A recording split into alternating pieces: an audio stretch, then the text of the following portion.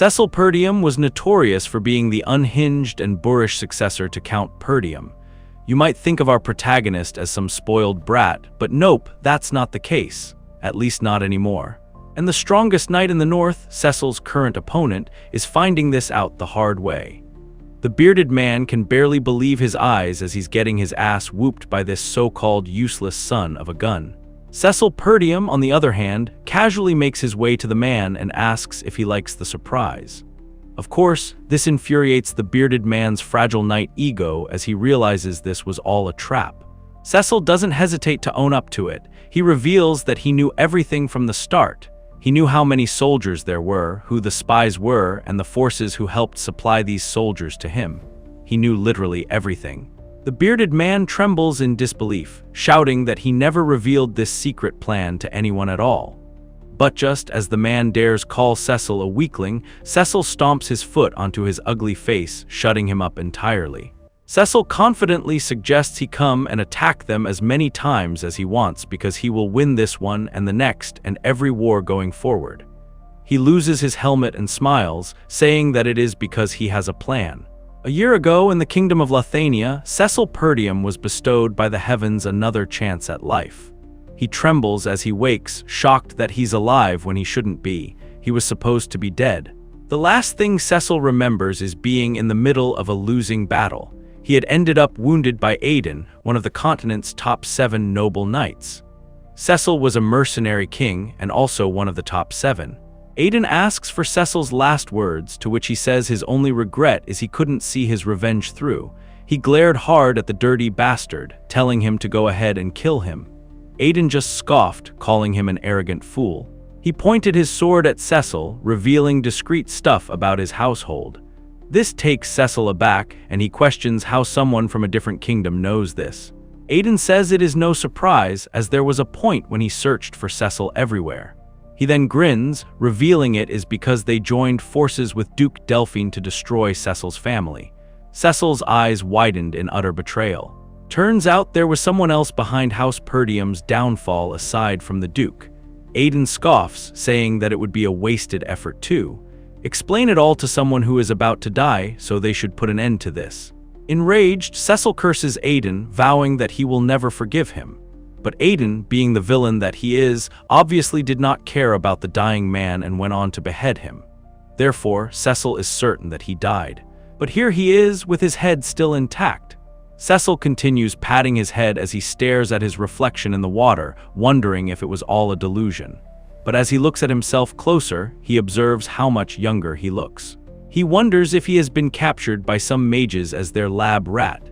However, he gets cut off from his thoughts as a familiar voice addresses him as young master. A soldier of House Perdium, Ricardo, enters the tent, telling Cecil to come on out. But Cecil instantly grips him tightly and points a sword at his neck, suggesting he answer his questions. Ricardo was intimidated at first, but he then let out a sigh, saying this is ridiculous.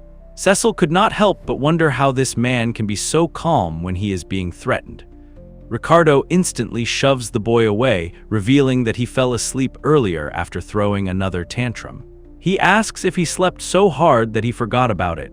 He reveals that Cecil was insisting on leading the charge against the orcs himself. Cecil was utterly confused. As Ricardo talks about Perdium territory, Cecil is confused and immediately stops the man and asks if he means his family's territory that was ruined. He is let out and is frozen in shock, seeing that this is really the Perdium territory. It was unbelievable because he saw with his own eyes how everything was burned to the ground. Ricardo discreetly whispers to Cecil that they cannot call their territory ruined, even though they are poor. Cecil pinches his cheeks hard, wondering if this is a dream, but truly it was not.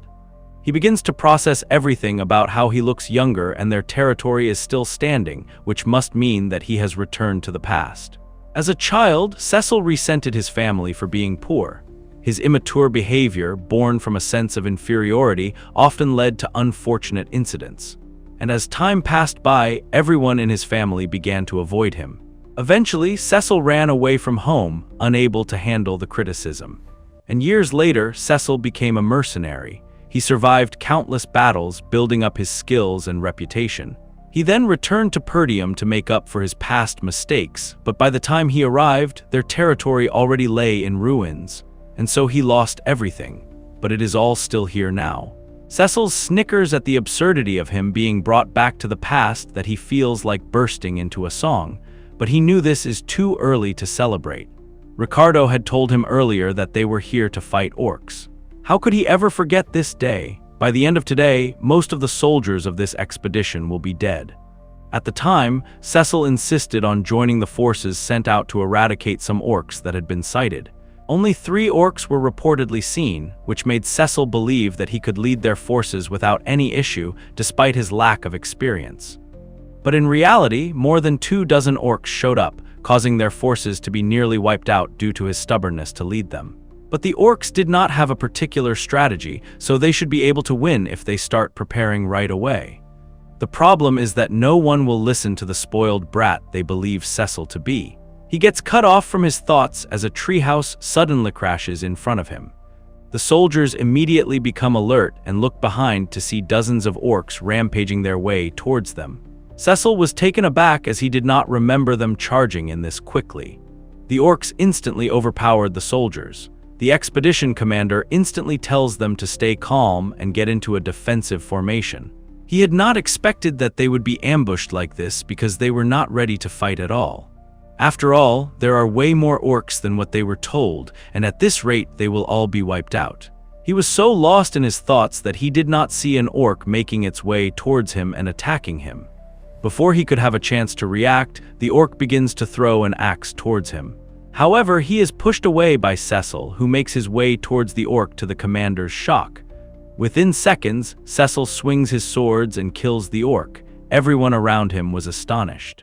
Cecil casually swings his award, deducing that he cannot use mana yet. This makes him disappointed. He then turns to the commander and tells him to hand over the right of command.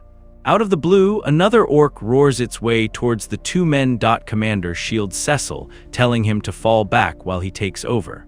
But Cecil had no desire to do that. Instead, he tosses his sword towards the orc, barely missing the commander. The commander instantly grabs Cecil by his shirt in rage, but he pauses he hears a stabbing noise. Shocked, he looked sideways and saw the orc being killed in one swing of the sword. He couldn't believe that Cecil had managed to hit the orc's vitals in one go. Cecil calmly asks the commander if he knows what is most important in a battle. He says that no one can win a fight if they are covered in fear. You need a fighter spirit. He rushes towards the battlefield after taking his sword back. With sheer determination and vigor, he continuously stabs the orcs in the battlefield, vowing to kill them all. The commander remains frozen in astonishment, wondering if he is dreaming. Even he cannot move that fast and he can use mana, so how is that frail young master able to do that? He could tell that Cecil is already exhausted, but he is dodging with minimal movement and going straight for the vitals with just a single swing. He is like a sword master who cannot use mana, or perhaps even stronger than that. The thought itself makes him shudder. Cecil begins to rage beat the orcs, saying that they are not worthy of being called a warrior tribe. Irritated, the orcs began to go after Cecil. The soldiers became worried and turned to the commander, who was still speechless, and wondered what on earth is Master Cecil planning. He had managed to rush in by himself and drove all the orcs toward him, but he's just running away now. Besides, he is running towards the cliff of all places. His eyes widened as he got a certain realization. The color from his face drains as he orders the soldiers to raise their shields as they're going to follow Master Cecil. On the other hand, Cecil rushes towards the cliff as fast as he can. He knew that if the commander were a competent leader, he must have realized what he's trying to do by now. He would love to take them all down by himself, but his body is so weak that he is moments away from collapsing. But all of the soldiers should be able to manage this just fine. He grins as he sees the soldiers approaching from behind with the shields and spears ready in their hands. He finds the sight absolutely perfect, and he leaps from the cliff in that moment. He then signals, after which the commander orders his soldiers to push the orcs off the cliff. And just like that, they all got to work and pushed the monsters off the cliff, after which they fell to their deaths. The soldiers stared at the empty cliff in absolute silence at first, unable to believe that they managed to do it. The commander rushes towards the end of the cliff, shouting for Cecil. To their relief, Cecil was hanging by his sword. The commander grins and reaches out for Cecil. However, Cecil's hand slips from his sword and he says that his body will not move anymore, so he cannot reach out. And just like that, he falls. With that, everything turns dark. Cecil regains consciousness as he hears a voice calling out. It was his sister, Alina. Memories of his sister come rushing into his brain. He picks those shards of memories, but is interrupted by the appearance of Alina herself as she begs him to come with her. Cecil jolts awake. He raises his hands, realizing that he is alive and the soldiers must have managed to catch him. As he tries to sit up, his whole body starts to hurt. He only blames himself for pushing himself to the limit when he cannot even use mana. Just then, the door slid open. He is surprised to see Belinda coming in. He instantly hugs her, saying that he is glad to see her. Belinda was Cecil's personal tutor. She was always on his side no matter what trouble he got into, and so he was always grateful for her. But she went missing when the Perdium territory was destroyed, so Cecil was never able to see her again. He did not think he would be able to reunite with her. He decides to let Belinda know about what is going on. In a serious mood, Cecil tells her how he died but was resurrected, but Belinda interrupts, saying that he was nearly at the hands of those monsters. Cecil could tell that Belinda does not believe him, so he found the quest hopeless. Belinda talks about how he almost could not attend the upcoming festival because he was hurt. This makes Cecil recall the festival. Belinda talks about how Lady Alina has been really looking forward to going with him. She suggests they make up and become as close as they used to be now. Cecil stares at the portrait of him with his sister and remembers that there was always a festival around this time of year. He did not care about the festival at all in his past life because he was too traumatized from the expedition's defeat. He asked Belinda when it is, to which she revealed that it is in about a week. Cecil recalls how there was a particular day that changed his life before. It is a memory that tortured him his whole life. In 1 week's time, Alina will die. As soon as he spots his sister, he instantly hugs her tightly. This shocks not just Alina, but also Belinda. Alina becomes flustered and asks if he is pranking her again. Cecil smiles, confessing that he missed her. But Alina instantly shoves him away, calling him gross. Cecil's wondering if she was always this strong. Alina looks at him in disgust, saying that she only came here because Belinda asked her to stop by. She says that she would not forgive him this easily. Cecil becomes confused but remembers how he shouted at her. He knew Alina and he were not close in his past life, but it sounds like he was the worst brother ever. And then he apologizes, shocking the girls. Alina begins to wonder if he got hit in the head or something. Irritated, Cecil points out that he was the one who beat those orcs, but he only said that he begins to shudder in pain again. Alina coughs, saying that they brought him back on a stretcher. Both began to chuckle while Cecil stared at them in surprise. He smiles, realizing that they're just the same as he remembers them.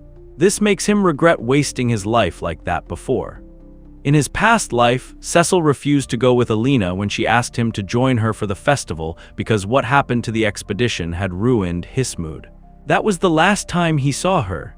Alina's corpse was found alongside those of her guard knights, horribly slashed to pieces. Therefore, Cecil regrets not going with her. There is a certain knock on the door and 2 guard knights of Alina come in.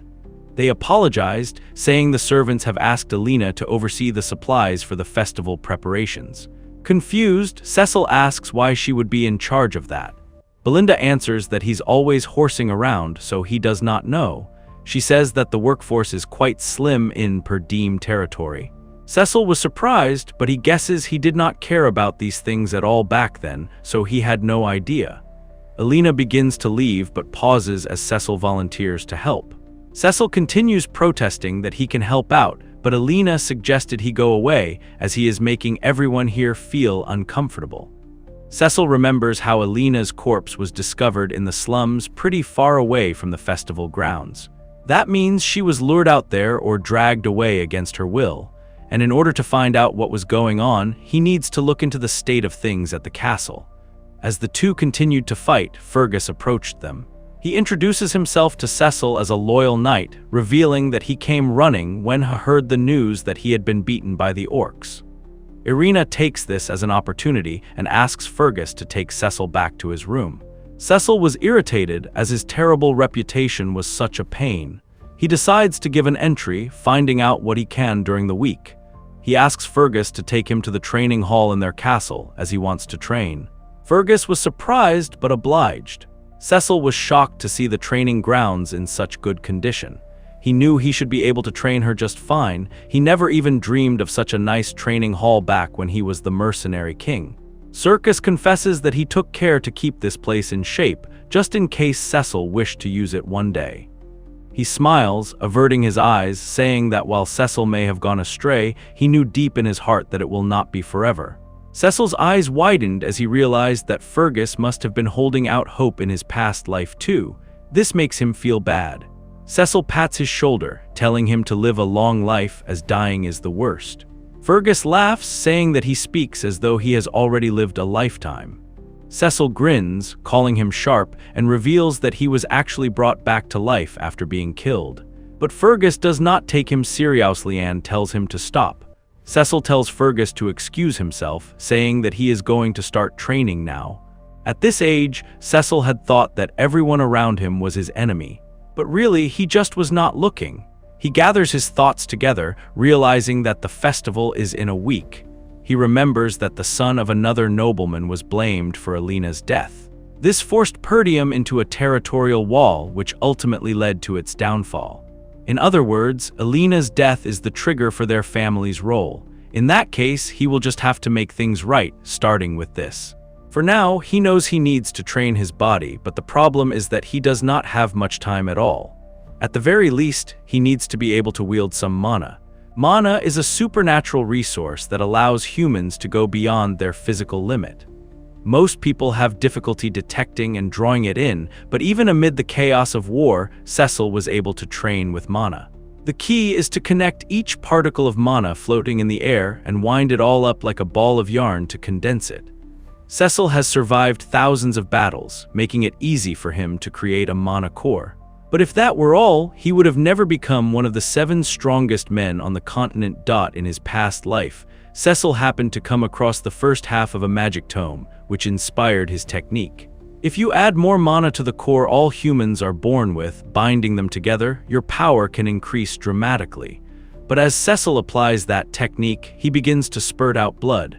He guesses 3 is his limit. In his past life, he managed to create 5.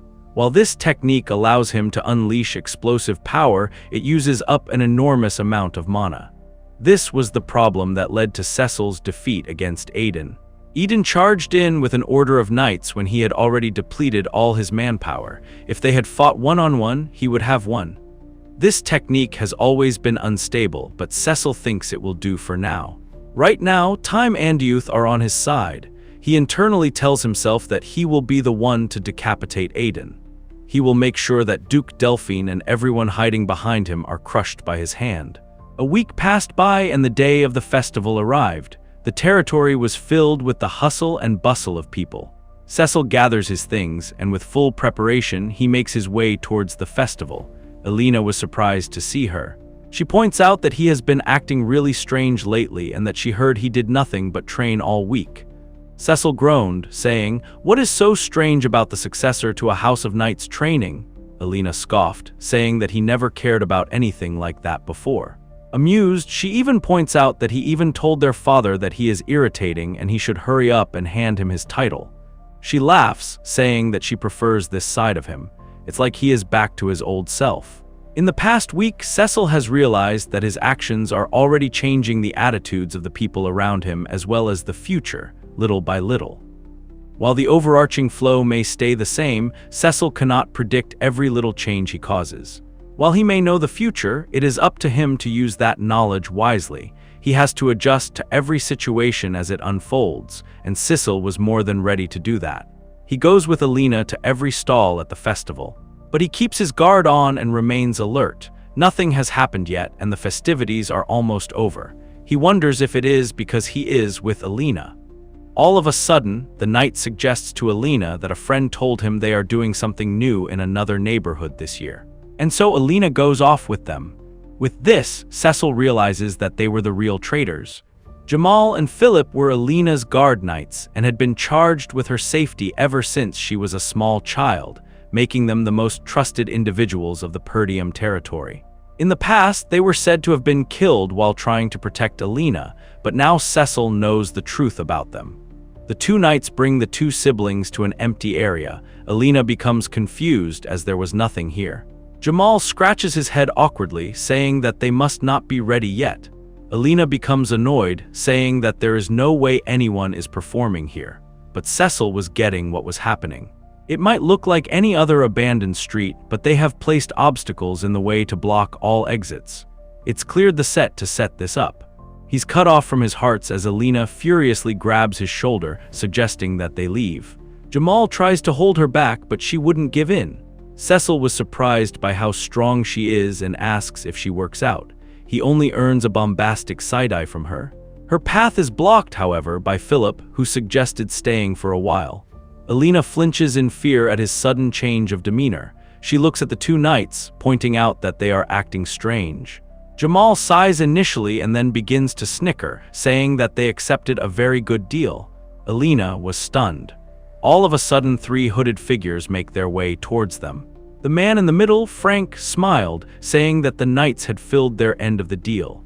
Jamal says that they brought Lady Alina here just as promised. Frank raises his eyebrow as he sees Cecil asking if he is not the Count's son as well. He says that he was not part of the deal. Alina squeezes Cecil's shoulder tightly in fear.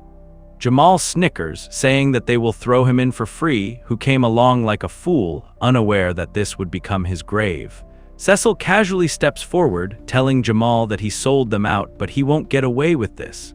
Jamal scoffs, saying that he should worry about himself. He suggested two of them run far away from here. He elaborates that they are sick and tired of this miserable place where they barely scrape by and are constantly attacked by barbarians too. But Jamal does not get the chance to complete his monologue and sappy speech. It is because Cecil had wielded his sword and wounded Jamal. Everyone was instantly shocked. Jammer falls to the floor in two pieces, while Cecil affirms that does not give him the excuse to sell them out. Shocked and confused, Philip instantly grabs Alina. He couldn't believe that a knight had lost against that weakling. Well, guess what? Those were his last words, as he was instantly struck by Cecil's sword right in the middle of his head.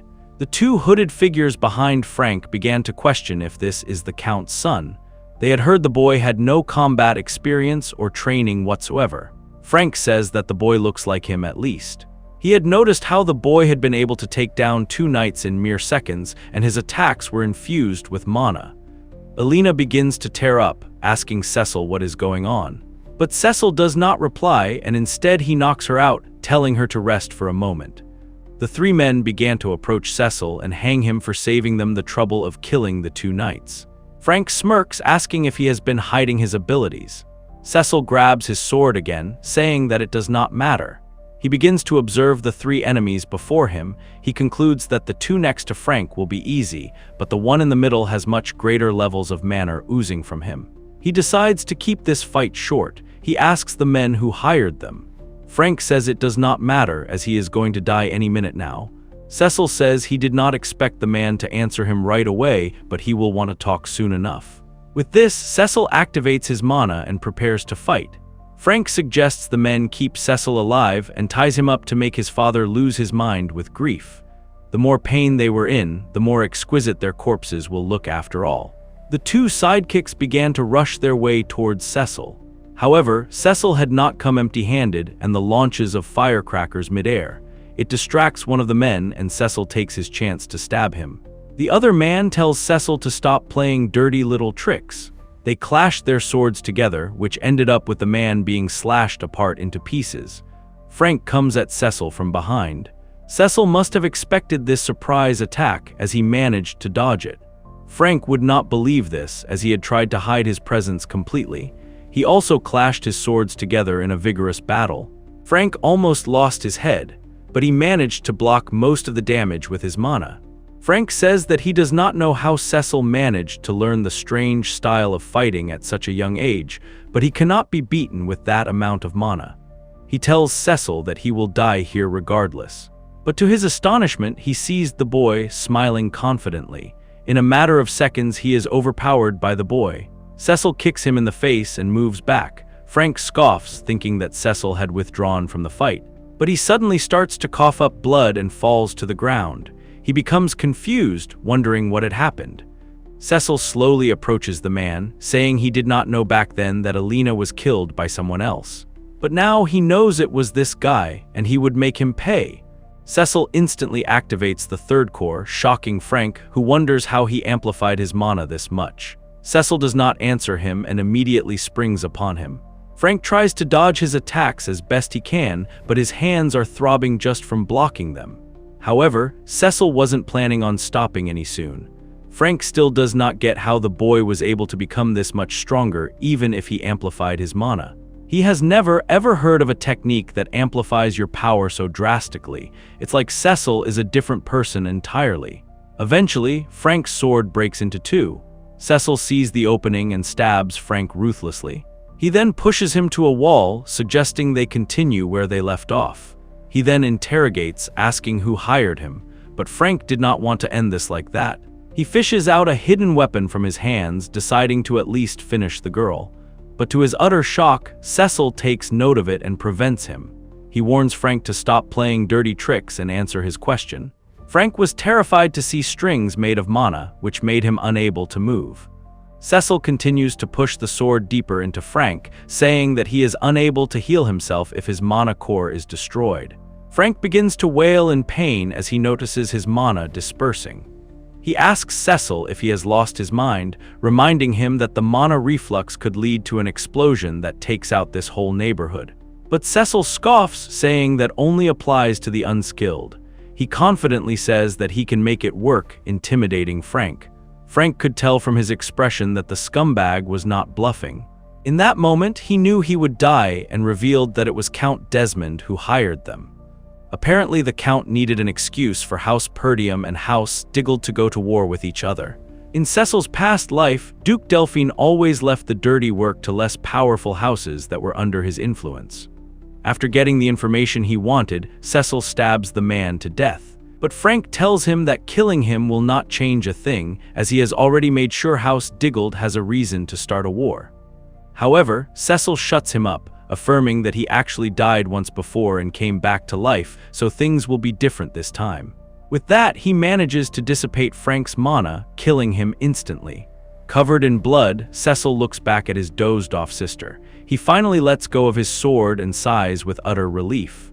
Considering he had pushed his body to its limit once again, he fell to the floor in pain. He misses the time back when he was a mercenary king, when things were easy, but he refuses to pass out right now. He rushes to the place where it was announced in his past life that the other corpses were discovered alongside Alina's. Okay, there Cecil discovers Count Diggled's son and his knight's bodies. He finally understands that this was their way of shutting them up and blaming Alina's death on them.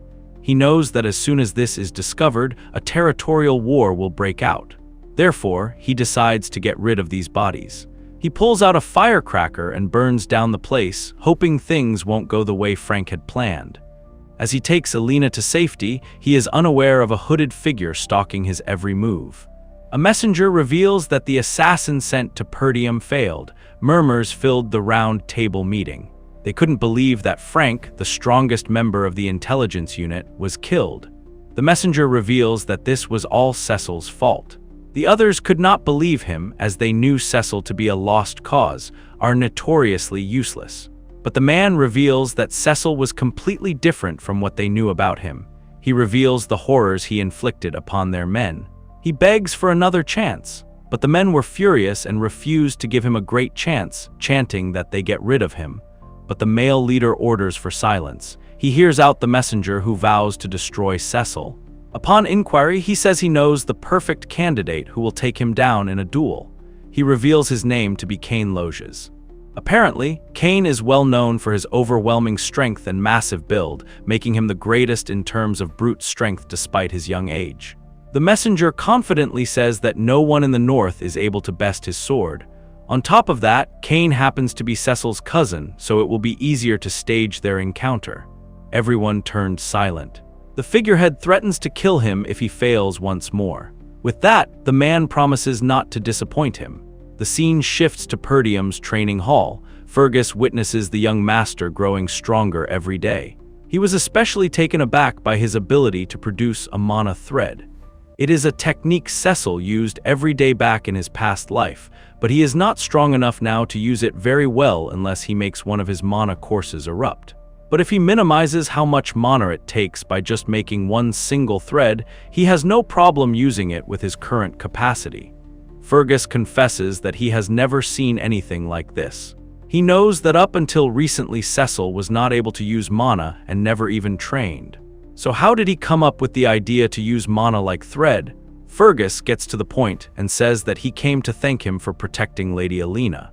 Cecil tells him not to do that as he only did what anyone would have done.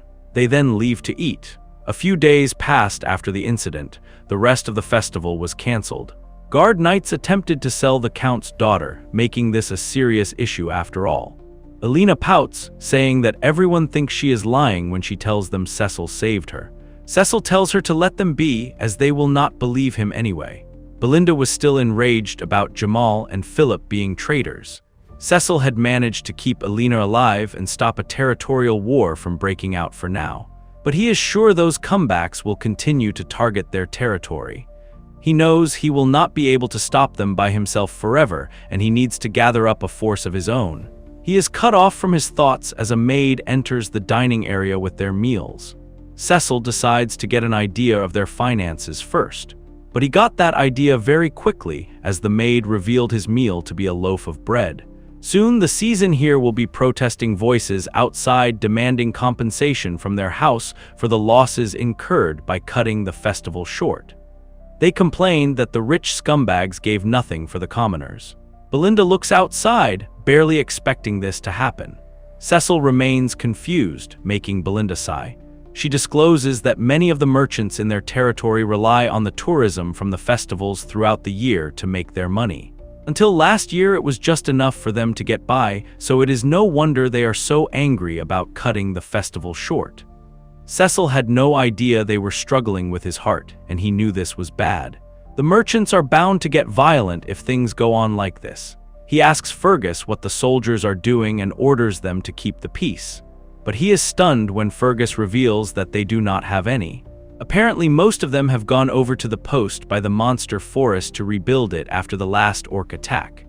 Because of the barbarians to the north, the soldiers of Perdium are always at war, and to the east they have a forest from which monsters could attack them at any moment.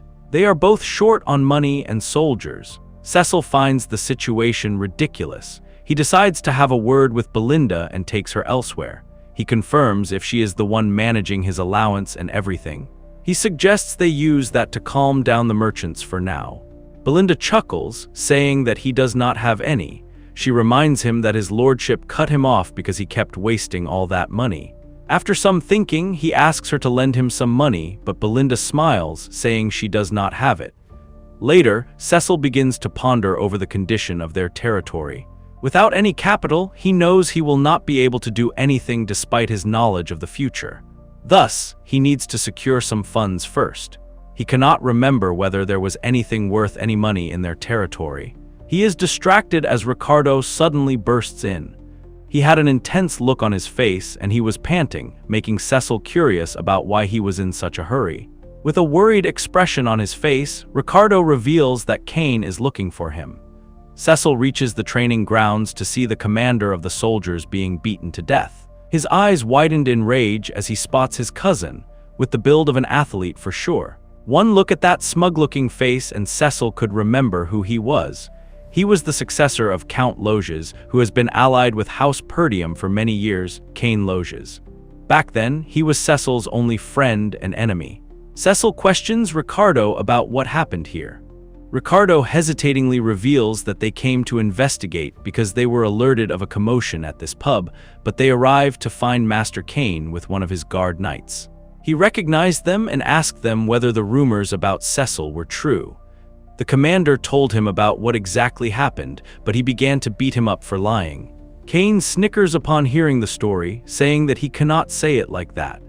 It's just that this old man was blathering on about how Cecil managed to take down orcs all by himself and even took care of their treacherous guard knights. He approaches Cecil closely, saying that it wouldn't have happened if the commander had not told him such blatant lies.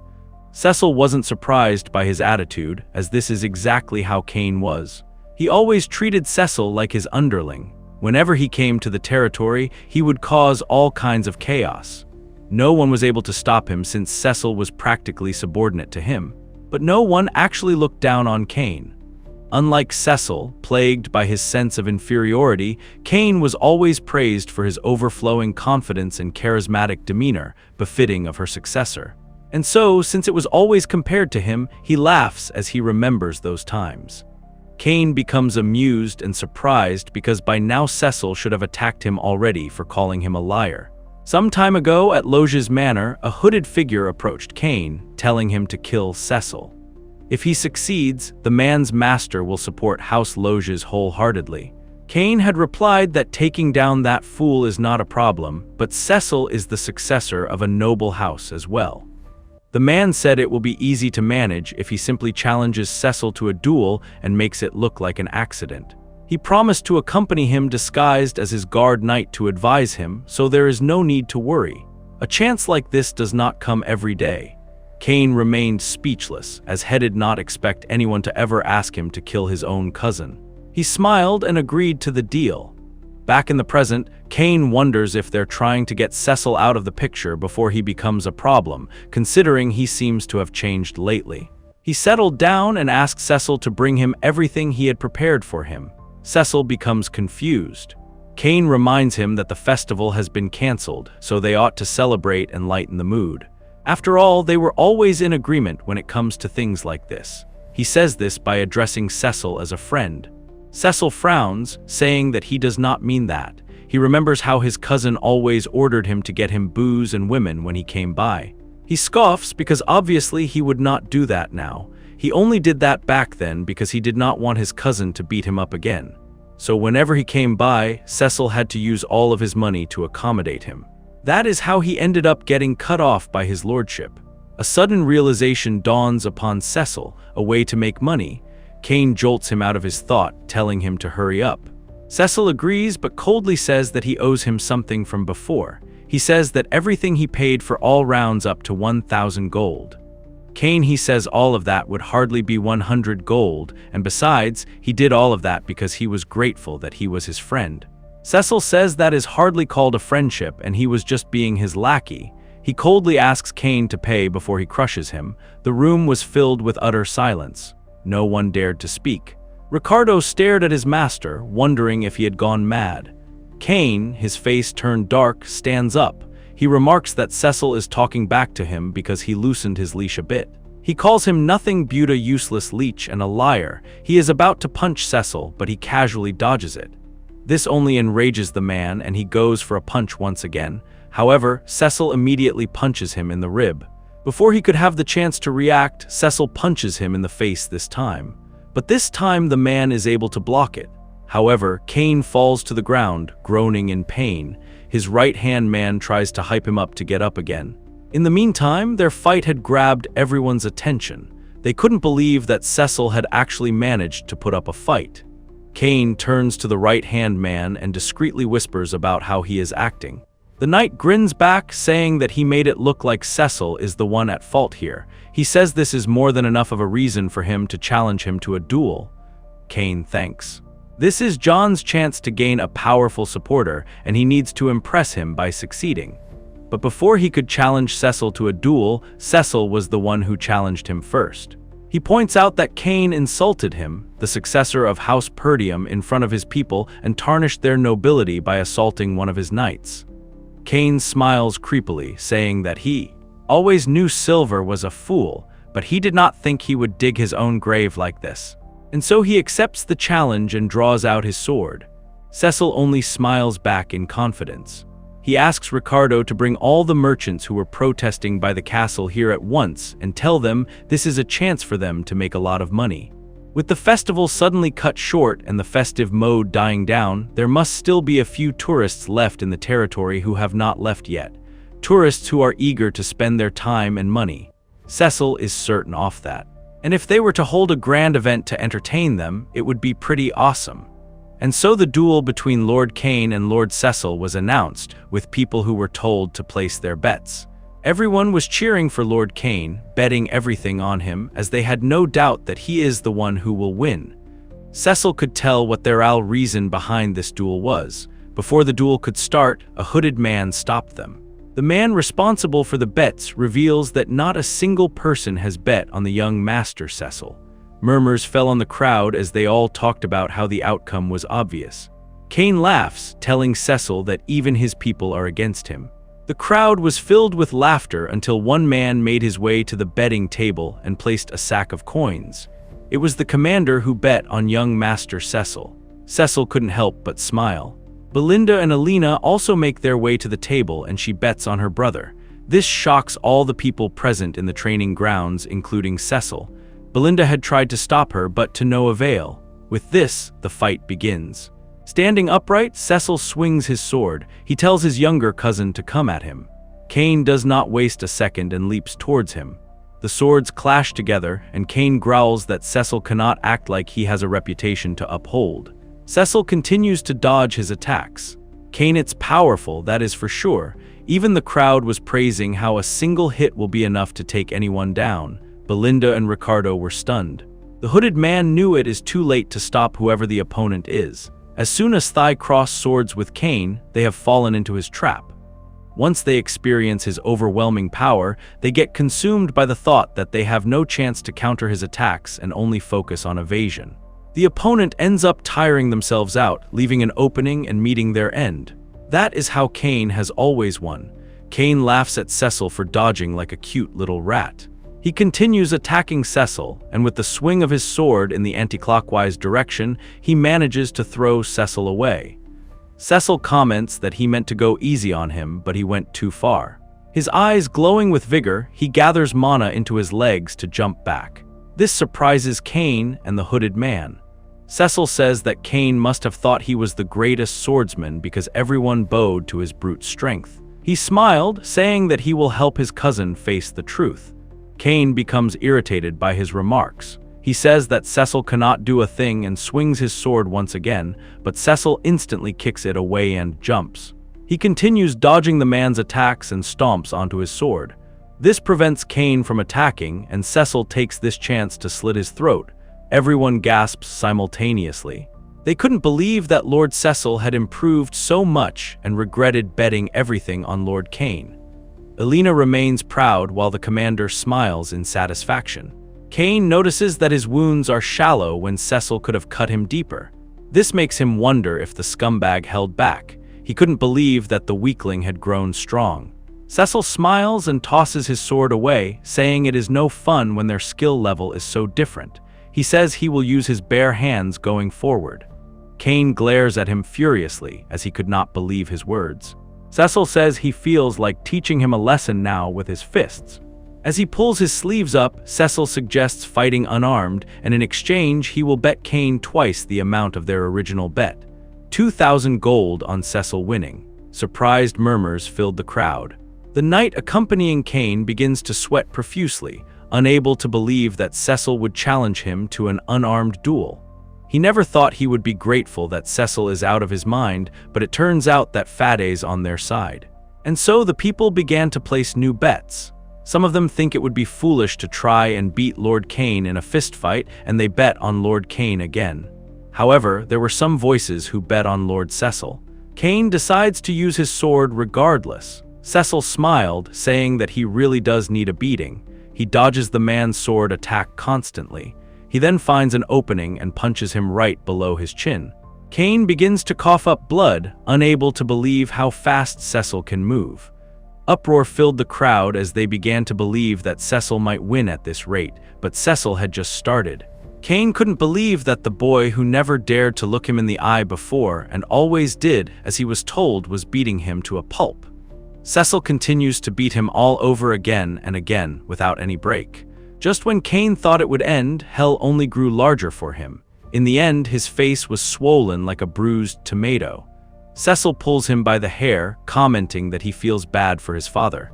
It is because Count Loges lent House Perdium a helping hand when his family was at the brink of ruin, and all because he is friends with his father. But his son has other intentions entirely.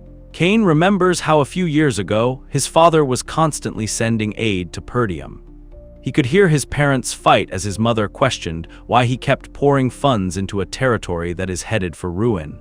He also despised his father for it. To Cain's shock, Cecil did not beat him again. Rather, he said that he hopes Cain has learned his lesson. He then helps him get up. But Cain does not take his hand and admits defeat, shocking everyone present.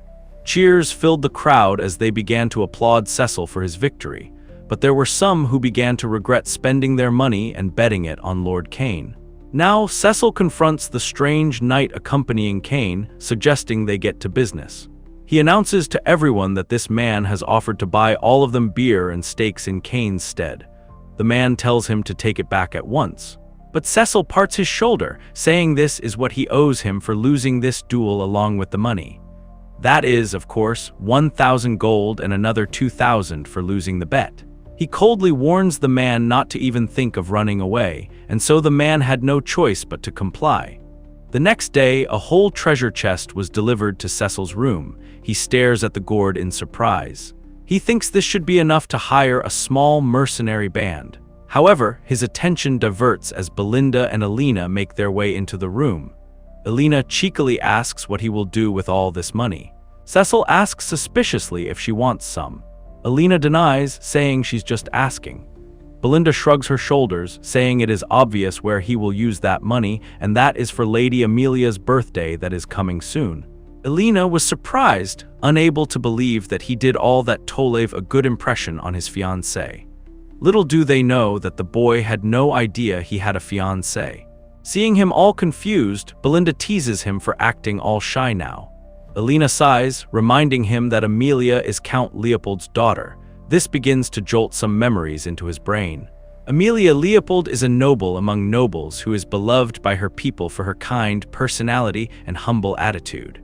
But behind that facade is a woman who would soon be called the Witch of the North for starting a rebellion. Plus, she joined forces with Duke Delphine and led House Perdium to its demise. And so, in Cecil's eyes, she is no more than a traitor. He asks Belinda when his father will return. Belinda wonders and says it would take at least another week. Cecil knows it is enough. He excuses himself, saying he's just going to stop by the Leopold territory for a quick visit. Belinda was surprised, wondering why he would visit her right now. Cecil smiles, saying to get some money. Elsewhere, Amelia Leopold was telling a poor little girl to wear some shoes. She remarks that if anyone has to go without shoes in her territory, let it only be her. She then ordered her soldiers to provide them with food and a place to stay at once. The commoners began to cheer for Amelia and thank her. She then retires to the Leopold Manor's garden. Her guard knight Bernef rubs her feet, telling her that she did well today. Amelia talks about how her father has always forced their people to show him undying obedience. But the people are bound to support those who help keep them warm and full. The guard assures her that the people are now on her side, and this is bound to play in her favor when the next successor is chosen. Amelia stares at him and then puts her feet on his face. She asks what happened with his duel against the strongest swordsman of the North. The guard apologizes, saying he only lost in order to avoid drawing too much attention to himself. If he were to win, everything he does for her will undoubtedly be thrown into light as well. He says it is not time to reveal their fangs. He kisses her feet, after which Amelia says it isn't time for him to be weak after all she did for him. The guard then reveals that all the materials House Perdium is using to rebuild the monster forest post that was destroyed are being purchased through their company. They're practically collecting all of the funds Count Leopold sends to Perdium every year. They're also recruiting all of the soldiers and knights who have deserted the territory. Many of them are very skilled from their experience in fighting against the barbarians, so they're excellent assets. Amelia praises his efforts but reminds him that the company must appear to be an ordinary merchant group. Their conversation is interjected by a servant. He reports news from the G-Gates about Lord Cecil, who has come to visit. Amelia was shocked, wondering why that good-for-nothing would come here. She, along with the guards, widens her eyes in utter shock when the servant reveals that Cecil has something to discuss with her about her company. She eventually meets with him. Amelia calls him out for being rude to visit without a word. Cecil smiled, saying that he came to give her a gift as her birthday is coming up. He drops a flower on the table, saying he got it from the company nearby. He says that this is called the Actium Company. Amelia narrows her eyes and rises from her seat, saying that she is unsure of what he is trying to say. But Cecil coldly tells her to sit down, making chills run down her spine. She couldn't believe how much he had changed from the fool who could barely even look her in the eye before. Cecil says he will get straight to the point and reveals that he needs 10,000 gold. Amelia was enraged, asking how dare he just waltz here and demand so much money from her. Cecil points out that she does not intend to marry him. He says it might be possible for her to marry whoever she likes if she succeeds her father's title, like that guard knight outside the door. But that might not be the case if it were to get out that she has been secretly amassing her own forces here in Leopold, where the battle for the role of successor is so fierce. Amelia glares at him and coldly wants him to refrain from saying such things, even as a joke. Cecil tells her not to worry, as he will keep it a secret for now, unless he leaves this place empty-handed, of course. Amelia assures him that will not happen. She calls in Bernaf. Cecil instantly recognized him as a man strong enough to challenge the greatest swordsman of the North. Cecil reminds them that a territorial war could break out if he dies here. Amelia says that they can handle it. The young good-for-nothing lord who suddenly burst in and made a ruckus was killed at the hands of her knight. That is what the world will hear. She then orders her guard to kill Cecil. Cecil knows in this case he will have to get serious as well and draws his sword. Bernaf smirks, confident that he has power over the boy in terms of strength. Cecil instantly senses another presence and becomes alert. One of the knight figurines behind him was moving. In a few mere seconds, the knight's costume comes crashing away and out comes an ambusher. The man pierces through the sofa, trying to target Cecil. However, Cecil efficiently manages to dodge the attack. He instead kicks the man away using his mana. The man goes crashing towards the window. Bernaf and Amelia remained frozen in shock by his quick and effective moves. Cecil glares at them and scoffs, calling them terrible hosts for making a show of being polite but ambushing him. He clashes his swords with Bernaf, Amelia's part-time lover/part-time guard, way too complicated. Cecil glares at him, questioning if House Leopold has no sense of chivalry. The guard points out that not only did Cecil arrive unannounced, but he even made her ladyship uncomfortable, so he was the one being rude first. He asserts that someone like that does not deserve to be treated politely. The two continue to fight, but there was no evident winner. Bernaf was taken aback by Lord Cecil's moves. He had heard that the man was nothing but a boastful brat with no skill whatsoever. But after sparring with him, he could tell the boy is not a complete amateur. On the other hand, he was getting pressured by his ladyship, who ordered him to hurry up and bring Cecil's head to him. And so, Bernaf once again raises his sword, promising not to disappoint her. His demeanor darkens as he tells Cecil to come. Cecil laughs, questioning if he is ordering him around like this is his place. They clashed their swords and Cecil was almost stabbed. He was surprised to see how fast Bernaf was. Cecil manages to survive this time with only a cut on his cheek. As they continue fighting, Amelia stares at Cecil in curiosity.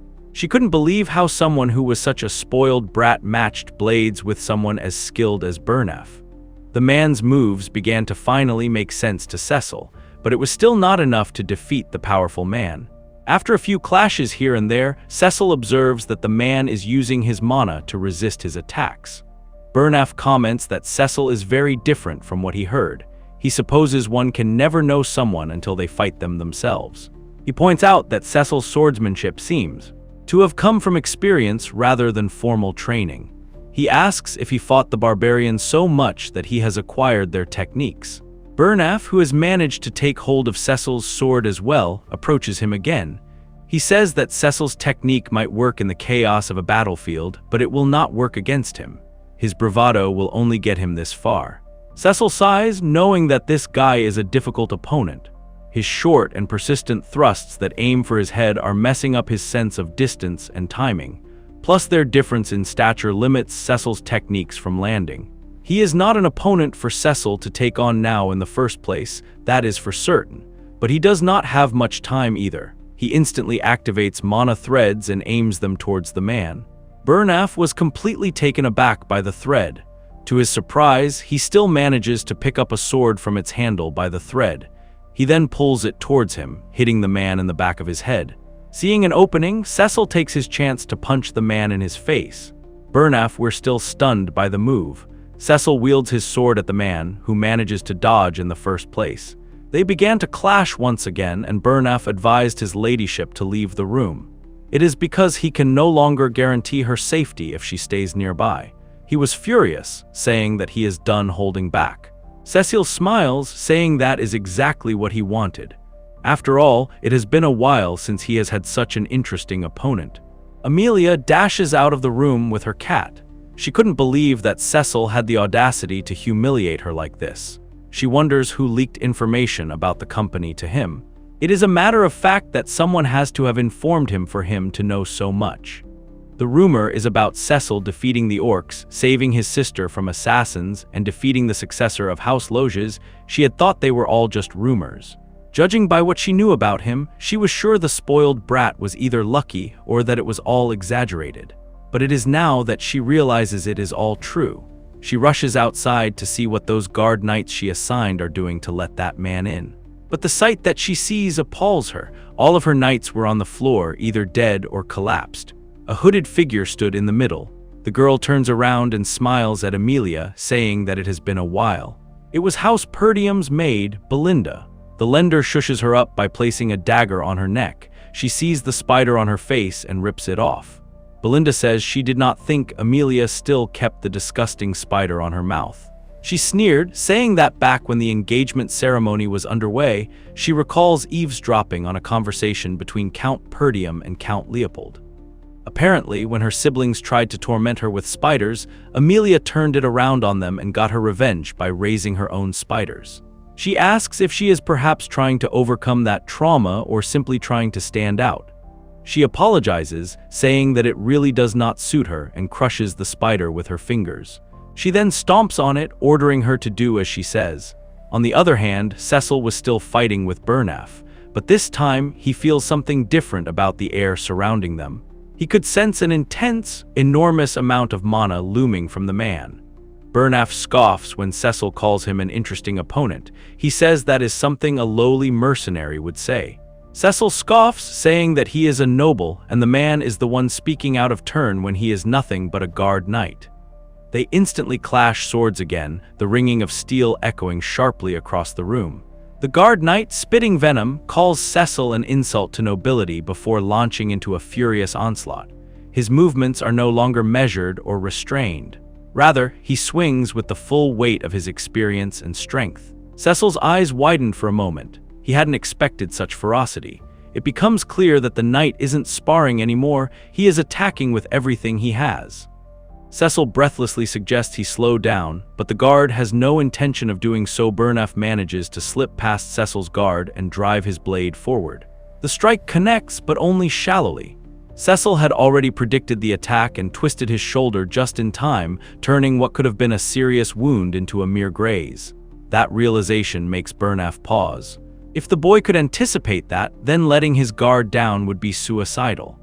With a cruel and bitter aura, he declares that this is the difference between a knight who lives by the sword and a child who plays with it for amusement, but Cecil is far from done. In fact, he's only just warming up. The thrill of combat is beginning to stir in him, and despite the danger, he finds the exchange oddly exhilarating. In these brief moments, he has already analyzed Burnaf's style, the way the knight dominates the fight with blistering speed, tight footwork, and relentless close-range jabs. Even so, Cecil has matched him blow for blow, blocking every physical counterattack the knight attempted. And now, with a small, knowing grin, Cecil shifts his stance, ready to push back. He has come to know that he has no chance of winning against this man, whose style of fighting makes you feel like his sword never leaves yours. At least not with the amount of mana Cecil has now. Although that is the only thing holding him back, which he finds a shame, he supposes he will have to take him down now. Now, dear listeners, there is something you do not know about Cecil, and that is his mana technique. He instantly releases his third core and springs towards the man with all his might. He tightens his hold over his sword and clashes his sword with the guard once again. As their overpowering, intense manner collides, Burnaf remains stunned to his core. He couldn't believe that Cecil had suddenly amplified his mana mid-battle. In the end, he was only left with Cecil pointing towards his forehead. And the two pause. It is because they were interrupted by the arrival of Belinda and Amelia in the room. With tears in her eyes, Amelia gives up and says that she will give him whatever he wants, but he should leave. 10,000 gold or whatever it was he wanted. Cecil comments that she should have handed over when he asked nicely. On the other hand, Burnaf was still taken aback by what had just happened. Belinda saying that this is a bit much for a lover's spat. Cecil loves saying they just heard a small disagreement. He then reveals to Amelia that it is 20,000 gold now. Oops. Sis doesn't even have her therapy spider with her to ease the pain now.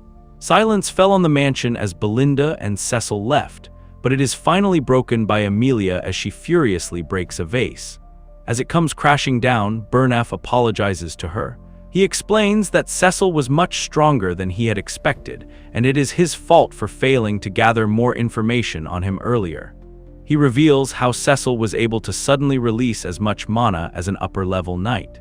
Amelia silently ponders, thinking how much Cecil Perdium has changed. Burnaf asks if they should report this to Duke Delphine, but this is met with a slap on his face. Amelia grabs him by the collar, warning him to watch his mouth. It is because if news of what happened today gets out, they will be cut down immediately. She says the reason she joined forces with the Duke Delphine without her father's knowledge is because he promised to fund the rebellion she has been planning. Itis in exchange of helping him bring House Perdium to ruin. But as soon as this gets out, her siblings will kill her. Her eyes were filled with fear and anger as she said that if Cecil Perdium knows about the Actium Company, he may find out about his secret pact with the Duke as well. And so Cecil must die no matter what it takes. Burnaf complies silently. Amelia asks what his physical condition was like, and the man reveals that he has small injuries all over and he managed to leave a deep gash on his shoulder. And since he used up a lot of mana, it will take him some time to recover. However, if they cannot leave any evidence, Amelia cannot make use of House Leopold's knights. Amelia agrees but says this is what the people they have been training are for. Burnaf is taken aback by her comment and asks if she means to use the Wildcats. Amelia says it is the most elite order of war orphans and those without status or names. The Wildcat traffickers. She orders him to send them here and pick a dozen who are most talented at wielding mana. Burnaf says, darkening as he sees the flag position Amelia had set on the map. That George is the only path that links Leopold and Perdium. It is the perfect place to get rid of someone in secret, as the place is not visited often and is out of the way. And so he obliges, saying he will get them ready. Amelia wanted to make Cecil pay with his life for humiliating her. Elsewhere, Cecil bandages over his injuries. Fergus and Belinda awkwardly look at him, asking if he is all right. Cecil assures them that he is fine. He flexes his muscle-ups, examining that the wound is not very deep. He is doing all right, considering how he overexerted himself. The 20,000 gold he got from Amelia is more than enough to rebuild their territory. He has practically saved them a few years' time. It would have been great if Cecil had been able to kill Amelia too, but that would lead to a territorial war. And so he cannot let his grudge put his house in danger. They're busy enough fighting off the barbarians to the north, so it is best for him to retreat for now. Plus, Amelia will have a difficult time making her next move simply because he knows about the Actium Company. He will use as much as he can this time. Belinda stares at him silently and then asks if everything turned out the way he wanted. This diverts his attention. She points out that he told her to take down the guard knights if she hears any sounds of battle in the room, and that she should take Lady Amelia hostage once she emerges. Cecil averts her gaze and affirms, muttering that he ordered old man Fergus to do that though, but he gets interrupted by a throbbing pain. He begins to cough up blood, and he realizes that this must be the aftershock of releasing the third mana core, but it is not as bad as last time. However, he knows he cannot have this happen every time he uses this technique. Therefore, he needs to hurry up and find a way to increase his mana flow. He is cut off from his thoughts as Belinda instantly grabs his hand. She takes a small dagger and says that his mana flow is all tangled up. She instantly stabs his hand a couple of times. To Cecil's shock, he senses something building up in his stomach and reaching out. In a few seconds, he breathes out a lot of bound-up mana flow. He was surprised to see how much it has unraveled. He knows only someone well-versed in mana could do this, which makes him suspicious about Belinda. He has heard that his mother recruited her, so he knew she could not be an ordinary maid. But just who is she? Cecil wonders why someone so strong settled as a maid in this small town, but it does not hurt to have more powerful people in their territory. They are only getting started after all. Belinda affirms that she trusts him, so she will help him with whatever he does. So therefore she asks why he went to Lady Amelia asking for so much money. Cecil reveals that he needed money, and the only person he knew with money happened to be her. Hearing his response, Belinda and Fergus were dumbfounded. They had not expected this. Belinda shouted at him, asking if he broke off his engagement and everything for that. Cecil assures her it's fine, as Amelia will not be able to report this to her father. Belinda tries to hide her annoyance. She tries Tosk if he will not at least tell them what he will use this money for. After a pause, Cecil reveals he will use it on the monster forest. He plans on reclaiming it. Fergus instantly jumps from his seat, advising him not to do that. It turns on his history lecture of how every count of Perdium territory since Cecil's great-grandfather has tried to reclaim that land, but to no avail. However, Cecil interrupts him, reminding him about the thing he requested him to do before they went inside the castle. This shuts Fergus up instantly. Fergus replies that the person he is searching for was where he was expected to be. Cecil says he is fine as long as he is alive. He then suggests they head over there right away. Belinda argues against it, but Cecil reminds her that Amelia will not just let them be after what they did to her. This knocked some sense into her. Cecil is certain she would try to kill him in order to make sure he does not reveal her secret to anyone. Belinda slaps her arms, posting that she is a good fighter and Sir Fergus is a knight and they can take care of anyone.